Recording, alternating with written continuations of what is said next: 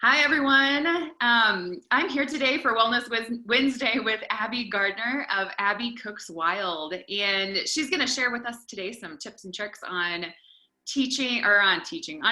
cooking in the kitchen.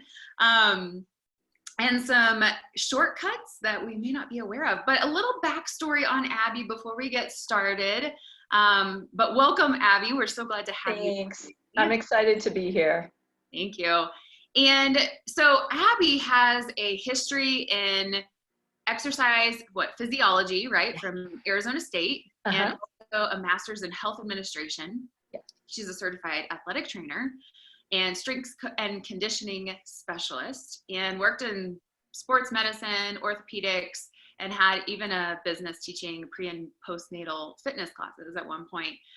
But she kind of was introduced into cooking, and I'll let her kind of share the story of what started her business, but that is her background. So she has a lot of knowledge and expertise in the health and fitness realm, and so she now connects that to her cooking, which I think is awesome. So tell us a little bit about your current business, Abby Cooks Wild, and what is it that you do? I actually specialize in helping busy couples with young families, maybe professional couples with maybe they don't have kids, but they're super time strapped, and empty nest couples with some families too, get dinner on the table with no stress, because I do all the heavy lifting from the shopping to the menu planning, and going so far as to go to my clients' homes to actually do all the work for them. Awesome. So how did this idea come to be for you? Like, what's the background? It's been a constant state of evolution over the last 4 years. I had been passively looking for something that I could do that would enable me to remain home with my kids while they were in school. And so I was introduced at the time to a direct sales company that had a product line, but they sold the product line through meal and menu planning parties, if you will. And about 2 years into that, I decided that, I didn't decide, I realized that I hated the whole party aspect of things. But the people coming to those parties were wanting me to do what I just described. Come and plan the menu out, do the shopping, and get the meals into their house. And so after fielding many questions around that, like how can I get the food without coming to the party kind of thing, I shifted my business into doing just that for them. Yeah. And the rest is kind of history. I feel right now when parents are at home with kids that are homeschooling, parents are at home trying to work from home as well, the last thing on most people's mind is cooking dinner. And I feel, I personally have even felt it that, like, if I don't have a plan and I don't have like what's going on for the week, then dinner ends up being, okay, what can deliver to our house tonight? Right. And, and so I definitely think, people should be taking advantage of you right now for sure. Oh, thank you. Yeah, I'm doing virtual consultations with people, 30 minutes, and then we kind of go through your fridge, your freezer, and your pantry together. Yeah. There's no judgment. It's a no judgment zone. But then I'm able to give you some ideas using stuff you may already have on hand that you didn't even realize you could use. Oh, that's awesome. Yeah. And so many times we get in a rut even. And so having like a fresh set of eyes thinking of, hey, this might be a good, recipe that you could whip up with what you have, versus, okay, I'm just going to my standards, what I know is easy, but there's other things that are easy that we just don't think of. So I love it. Right. So on that note, what are some of your go-to strategies for simplifying getting meals on the table? The biggest thing that I share with people is, well, I've got a couple things. The first is get your family involved. Somewhere down, I don't know where in the pipeline of evolution, but somewhere the women in the world have somehow accepted that they are the sole individual in their family who is responsible for deciding what to make each night. So get your family involved. Ask your husband, ask your spouse, ask your kids, what do you want? What is something that you like that you would like me to make one night? And then each family member takes one night of the week, and that's their night to have whatever they wanted for dinner. Yeah. Um, and so that's a really easy way to kind of ease the pressure off of ourselves as moms and women and trying to do it all. Yeah. Another thing that I really am a big proponent of is, do what you can on the front end. So in my house, I make a garden salad every Sunday, and it's a big one. And I store it in a Rubbermaid or Tupperware container that I've lined with dry paper towels at the bottom. Yeah. And I store it in the fridge. And so that serves as a, oh shoot, I don't have a side dish for dinner tonight. That serves as a lunch option if I am trying to just throw something together quickly between meetings. And we go through it. And so, you know, that's a great thing to just have in your back pocket. It's there, it's done, and you can use it as you need to or as it fits what you're looking for. That's a good one.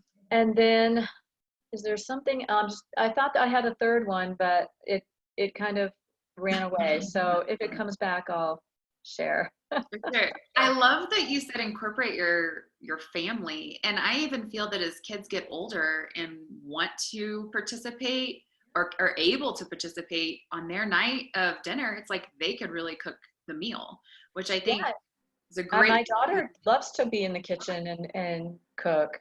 Yeah, I think that's great. Okay, so with kids, especially right now, all the kids are at home and the nonstop eating. I know I feel that, and my kids aren't even big, but they're just constantly eating. What would you say are some good, healthy snack options that we should all have on hand? I go through a lot of hummus. I make, and it's so easy to make. So, you can use the store stuff, that's fine too, but it's so easy to make. You just throw chickpeas in the food processor with some tahini and some olive oil, and it's done. Um, I I keep sorry. I keep fresh fruit around, and I actually just posted a video on Abby Cooks Wild last weekend about using a muffin tin as a snack tray. Oh, yeah. So I cut up cheese cubes. I put grapes in there, carrots. I put little dips in a couple of them so the kids can kind of dip different things. But that's a great way to give the kids variety, um, and then you have control over what's going in it. It's not like they're rummaging through the pantry looking for the bag of chips that you've hidden. You have ultimate control over that. Raisins, nuts, all kinds of different things. And then they get variety, Mhm. and there's not this push and pull Right. because the snack tray's on the table. And when the snack wells are empty, snack time's over. Yeah. And then you aren't having to feel guilty about them not eating dinner because they filled up on snacks throughout the day. I Totally. hope that makes sense. Yeah, it does. That's actually something I incorporated with my kids because I do like a snack plate, and because they'll say, I don't want that, or I don't want that. And it takes that completely away because I'll just put a few of each thing. So it's kind of the same idea, except on a plate. Right. And I just, when they're done with it for that moment, I actually just stick it in the fridge. And Okay. so then when they want to snack again, it's like, okay, here's your snack plate. You have other Right. options still. And so it's a great way too. So they're not like, Mom, I want those, crackers in there or those Right. chips, like you said. Right. No, So I love that you do a plate. I think that's a great option also. yeah, Absolutely. awesome.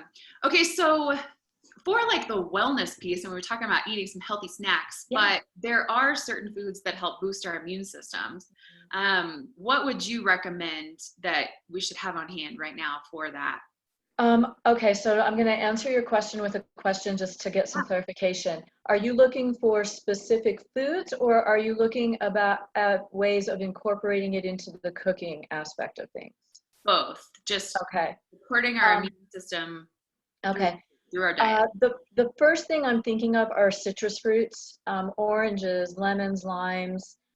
Squeeze lemon juice or lime juice into a glass of water, you're boosting your immunity right there. Yeah. So anything citrus is really great. The zest from all of those fruits can be added to your cooking to enhance flavor, but also enhance your immunity. Garlic is another one. It's huge for cooking, and it's a great way to boost your immunity. I put it in pretty much everything that I cook.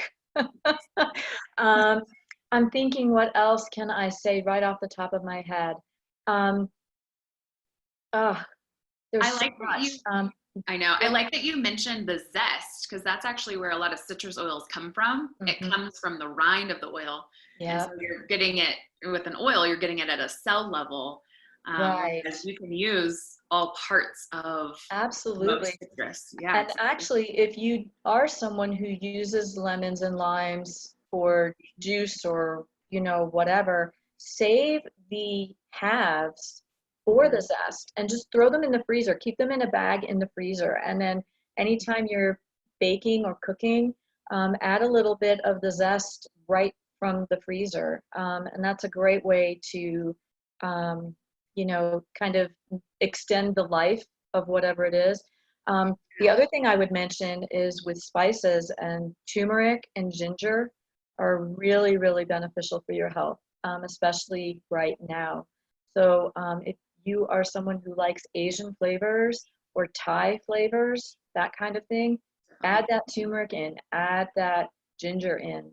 Yeah, Um, huge, huge health benefits. awesome. For sure. Okay, now planning meals definitely can be daunting for many people. I know for me, sometimes I'm like, okay, it's time to plan for the next week or whatever. Right. But what are some easy ways people can simplify and also even possibly shift their mindset with the Yeah. Well, whole I think the first big mind shift you have to get beyond is that meal planning does not mean spending an entire day in your kitchen making meals.